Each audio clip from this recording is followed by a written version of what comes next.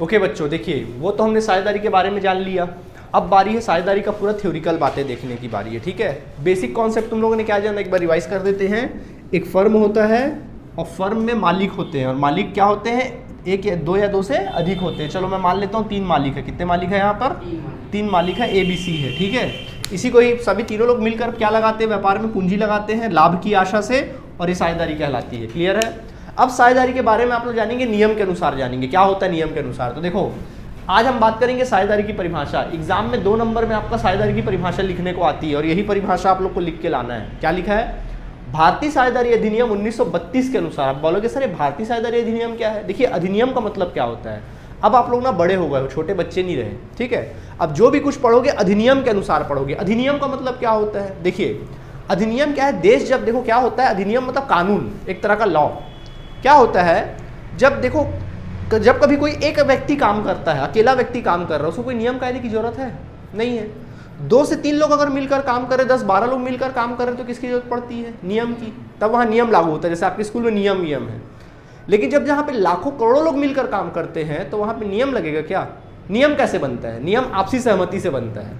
अब लाखों करोड़ों लोग मिलकर काम कर रहे हैं, तो वहाँ क्या नियम लगेगा? अब लाखों करोड़ों लोगों से सहमति लेंगे, बताओ भैया ये नियम बनाना है, तो क्या होगा? किसी का ओपिनियन कुछ होगा, किसी का ओपिनियन कुछ होगा।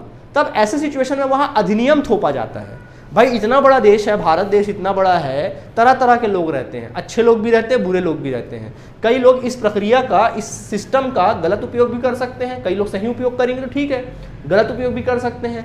कल को साझेदारों के मध्य लड़ाई झगड़ा भी हो सकता है, या सभी साझेदार लोग मिलकर कस्टमर के साथ क्या कर सकते हैं, उपभोक्ता के साथ धोखा कर सकते हैं, छल कपट कर सकते हैं। तो इस प्रकार का अगर लोग आपराधिक प्रवृत्ति, अगर कुछ आपराधिक कृत्य करेंगे, तो भाई इसको मेंटेन कौन करेगा, इनका सजा कौन सुनाएगा, इसके बारे में नियम कायदे कहाँ लिखे रहेंगे। तो साझेदारी फर्म से रिलेटेड जो भी नियम कायदे हैं वो किस में लिखे हुए हैं? भारतीय साझेदारी अधिनियम 1932 में लिखे हुए हैं। अब यहाँ पे 1932 क्यों भैया? क्योंकि ये नियम अधिनियम बना कब था? 1932 में बना था। करके यहाँ पे क्या लिखा गया है? 32 लिखा गया है। 1932 में नियम बना होगा, और 1933 से अधिनियम क्या हो गया होगा? पूरे देश में लागू हो गया होगा। समझ आया कि नहीं आया? तो ये अधिनियम यही है कि पूरे साझेदारी फर्म को कैसे मेंटेन करना है, साझेदार कौन होगा, कौन नहीं होगा, फर्म कैसी होगी, कौन सी फर्म कहलाएगी, क्या फर्म नहीं कहलाएगी, सारी बातें किस में लिखी हुई है? इसी अधिनियम में लिखी हुई है। इस अधिनियम में जो लिखा है, अगर उस चीज़ों को, उस कंडीशन को अगर पूर्ति करते हैं साझेदारी फर्म, तो ये क्या कहलाएगा? साझेदारी फर्म कहलाएगा। नहीं कर पाएंगे तो फिर साझेदारी फर्म नहीं कहलाएगा। क्या कहता है भैया अधिनियम? तो साझेदारी की परिभाषा अगर अधिनियम के अनुसार देखोगे तो क्या है? तो देखो हमने नॉर्मल तो हमने बता दिया नियम साझेदारी क्या होता है। अब नियम के अनुसार देखो क्या लिखा है।